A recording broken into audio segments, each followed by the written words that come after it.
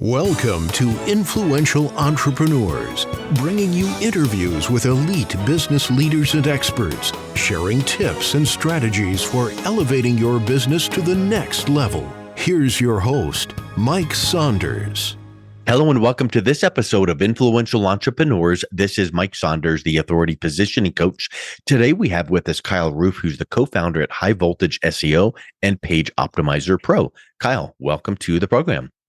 No, thanks for having me. Nice to be here. Hey, I'm looking forward to talking with you because I know that digital marketing and visibility online and Google is so important, and SEO and optimizing pages is super important. So I want to see what you do and how you do it. But get us started with your story.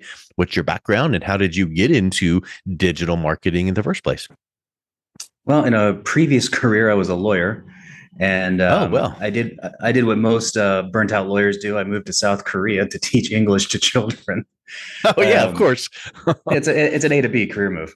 I actually, what I was just doing was taking a sabbatical, and I was just like, I'll just take a year off. And my wife actually was also an attorney. She's a trial attorney as well, also quite burnt out. And our 1 year in South Korea turned into 5.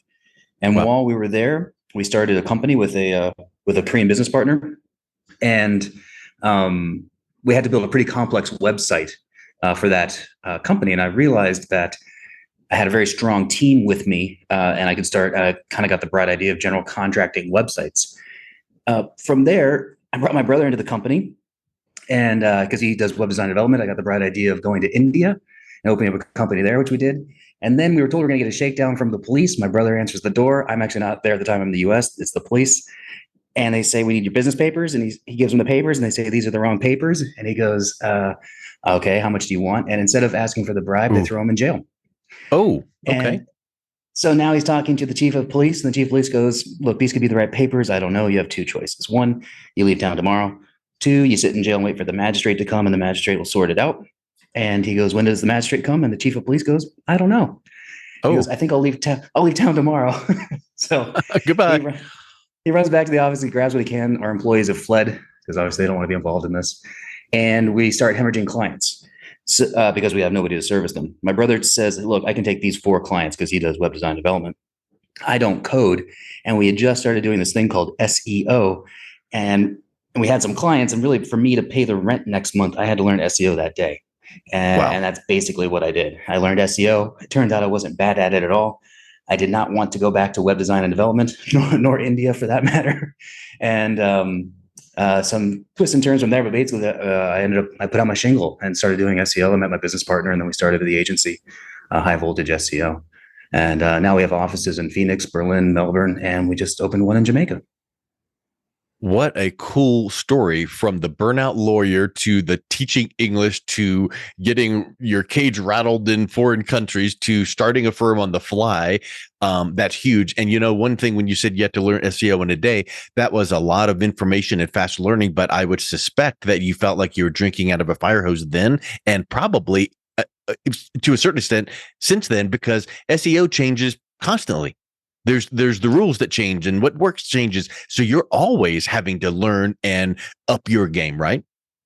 That's true. There is a lot to it that does change. One thing that I learned, though, is that when you think about, if you're thinking about everything in Google as a bell curve, if there's that like 70% in the middle and maybe you got 15% on either side, that 70% in the middle stays relatively the same in spite of all of those changes, because that's the core part of Google. And it's not cost effective for them to change that part. They change mostly the parts on the fringe areas. And so if you can identify some of those things that consistently work and you continue to do those, then you can kind of tweak what's on the edge, and in those areas. But it really comes down to kind of consistently hitting the basics and keeping an eye on those things to make sure they haven't changed or changed too much. And that really simplifies the process, because some people would be like, Google's so huge. How can you stay on top of it? You don't actually have to stay on top of all of it. You need to stay on top of that little portion that works and just continue to grind on that. Well, isn't it true that probably, and this is just my opinion over the years I know enough about SEO to know that I can spell SEO as SEO and do a little bit of here and there. But I think this, all of the changes you have to stay up with and Google's algorithm changes, none of that would have been necessary if people would have quit trying to game the system. Yeah, there are a lot of people that definitely try to take a shortcut, and you're exactly right. Most of the updates that happen are to get rid of that stuff that people are Yeah. trying to do. And so From if you back in kind the of 90s, stay keyword stuffing, and then we had the panda and the exactly. penguin, all those updates. It's like, you know what? Why don't you just build a nicely structured website and put great content on there that educates your audience? And that should, in simplistic terms, that should be the focus. But anyway, I don't disagree at all. I don't disagree. I would say that everyone does have the experience though, where they wrote a better piece than their competitors, and Google yeah, didn't rank it. And that's yeah, because Google isn't really making a value judgment. Google isn't saying like, oh, I like this content better than this content or that content, or I like this product better than that one. It does come down to that you do need to give the algorithm the math that it wants. And so you do need to satisfy that. But when you do absolutely need that good content to convert, because if you're ranking and nobody's doing anything on your page, that really doesn't matter yep. in the end anyway. So there is kind of that balance, but you're absolutely right. Stay within what you should, what and do it well. And I wouldn't really worry about too much of the other stuff. So where do you start when you have a new client and they come to you and they say, I need better Google rank? What is the first thing you do? Are you looking at their current site to make sure that all of the bells and whistles are optimized the right way? Are you looking at off-page SEO? And where's the low-hanging fruit that you're starting with? The very first thing you need to look at is, does Google have any issues with finding the site? Mm-hmm. Because, if there are those kind of issues that are just kind of fundamental issues about visibility, then it doesn't matter what you do after that. The next thing is, once Google can find the site, can Google crawl the site? Can Google get through that site and find all of those things that are there that are important that Google's looking for? So those are kind of like two foundational steps that you pretty much always have to do, just to make sure there isn't something there that's just going to stop us from ranking in the first place. After that, I'm really going to go into the content that's there. I want to see what they're trying to rank for. Something that happens often with a new client, I'll say, okay, what are your most important terms, or what are you interested in? And they'll say, I'm interested in this. I'm like, okay, what page on your site are you optimizing for that? And you'll just kind of hear crickets, and they'll say like, well, the site. And Yeah. it really doesn't work that way. Google does not rank a website. Google ranks individual pages on a website. So you must have pages that are dedicated to your top level terms, your most important terms. And so that's the next thing I'm going to look for. Do we have those pages right now to cover those really important things, like the terms that you and your competitors know that you need? That's going to be the next step. After that, then I want to see how we're supporting those pages. And there's going to be content that you want to create that will support those pages and push it up in the rankings using the strength of your own site. The very last part of that would then be backlinks and those external signals. But I found if you dial in all that other stuff at the beginning, you really need a lot less backlinks than you need. And often you don't need them because you'll have done enough to push things forward without that. And I think people get too focused in on backlinks, and then they go to the wrong place, and then there's spammy places and all that mess. But I think you're exactly right. You probably need to consider backlinks like salt on food. A little bit of it makes it taste really good, but as soon as you start shaking too much on, it's like, oh, I can't even chew it. So I think that once you've done all that foundational work, get some key backlinks that are from industry relevant sources and all that kind of thing, and then maybe just kind of sprinkle a little bit on there and then just see what it does and just kind of wait, but don't make that your full final off-page SEO focus, because too many people do that. And I think that's where trouble comes in, right? Absolutely. And as I mentioned, there were like 4 or 5 things you really want to work on before you even get to the backlinks. But Yeah. I think to your point, it's exactly right. They go right to backlinks thinking that's what they need. But there was actually something on step 1 that it doesn't matter how many backlinks you build. You're just going to, it's just simply not going to be effective. Yeah. So let's talk a little bit about then on page, because I know that is one of your brands that you have, which is the PageOptimizer. So that is on page SEO. And I'm sure that you've got things where you can say, hey, we run this report and here's some of the flags we need to fix, which are whatever, alt tags or title and all that. So what is then the on page aspect and how could you help, expedite that? Well, it's important to understand that there are different places on a web page that have different weights. Google looks at different spots on a web page and gives different places higher importance than others. And so you want to make sure that you have your important terms in those places. So one of the dirty secrets of SEO is that if you were to take your target term, that thing you're going after, and put it in your title tag, your H1, your URL, and one time in paragraph text, you've probably done 60% of SEO right there. Yeah. After that, everything else is the little extra. Now, something that where my tool would come in, and there are a lot of similar tools on the market. The idea would be you need counts for everything else. How many times variations of your term, how many times for contextual terms, and where to put them. And you need really good benchmarks on those things so you know what you should be putting into those places, how many times so that Google will like your page. Yep, love it. So on your website, I see one of the tabs is you can address schema, and that's kind of getting into the weeds. So let's leave that. But Google entities, but then the other is eat. So tell us how to eat the right way. Eat. The two hottest things right now in SEO are EAT and AI. EAT is actually, it's pretty funny. It used to be just EAT, and they just a few months ago added in an extra E for fun.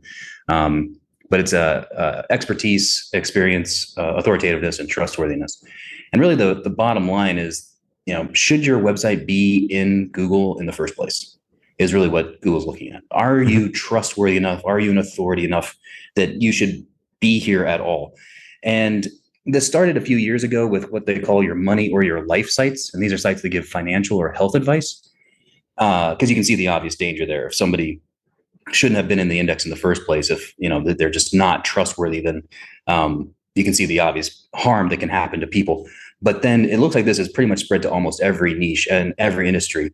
And it's probably a matter of traffic. If your site gets up to a certain level of traffic, then Google will check. But the two most important things that fall under the trust side are who is responsible for this website and who is responsible for this content. They really need to be, a bot needs to be able to come to your site and identify, okay, I can see that this is a real business. I can see that there are real people behind it. I can see that real people have written this content.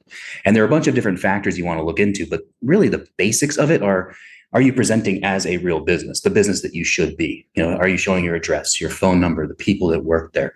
Do you have like your privacy policy and your refunds and different forms of ways for people to contact you, such as like different departments in your company? It's kind of funny. Those are the simple things that you should have been doing anyway. And a lot of people don't get to them. And really for Google, for check these things, it's not if Google will, it's a when. And it usually happens at the worst time for people when their site's really taking off and they're really jazzed and they're really doing well. And then they get an e-check and they'll basically lose all of those rankings that they just got. So doing these types of things aren't going to help improve your rank, but they'll help you keep your rank once a sweep comes through. Now, before we get into AI, which could be a 9-hour conversation right there, so we definitely want to just talk 30,000 foot view.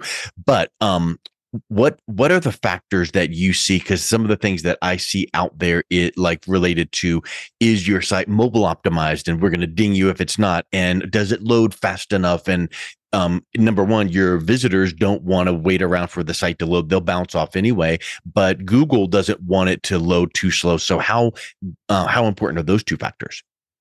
Those on the technical side of things, I think they actually weigh more for actual conversions on your site than they would towards anything in ranking. I would definitely encourage you to do that, but I wouldn't, for EAT purposes anyway, I wouldn't focus on those types of issues. What I would focus on is and not a human, because Google isn't looking at the page as a human would, but can a bot come through and identify that I'm a real business? Can a bot come through and see that real people are behind this? Those are kind of like the two things that I would put in my mind as I evaluated a site to see if I stand a good chance of passing an e-check. And isn't it true that it's almost like you need to write your content for Google first, and then make sure that your actual visitor, is getting what they want? In other words, to that very point right there, would Google's checkbot be able to look at that and go, yep, they know what they're talking about. They've got some relevance. They've got, okay, we're good to go. And if you've got those things in place where, however that is done, and I know that's an art form, but then at that point, maybe you just need to go back through and then go, okay, if one of my prospects was reading this, we would want to make sure that we're including this. Is that kind of a something to keep in the back of your mind when you're creating content?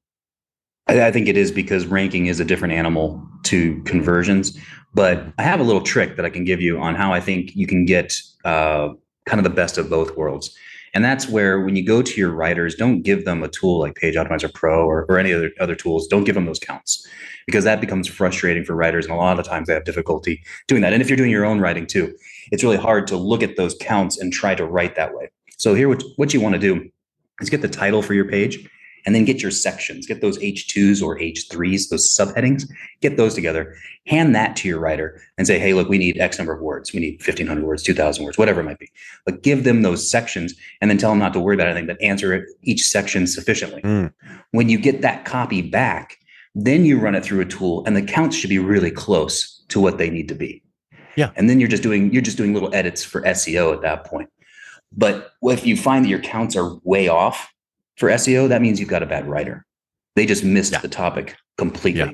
So I think if you do it that way, you give them the freedom to write, but just tell them the sections you need. And when you get that copy back, run it through a tool and then tweak for SEO. And I think you'll have a pretty successful process to getting your content out and content that has a good chance of ranking very well. That's a really good tip. So now how about AI? How does AI factor into all of this as it relates to SEO? AI is going to kill SEO. No, I'm kidding. But it's going to take all of our jobs and the machines will take over the world. Forget everything from the last 16 minutes. And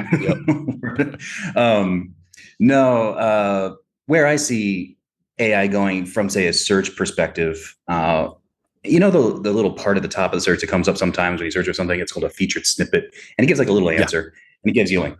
What I think we're going to see is just fancy featured snippets. We're going to get a little more information in there. Basically, Google's going to do its search or Bing's going to do their search.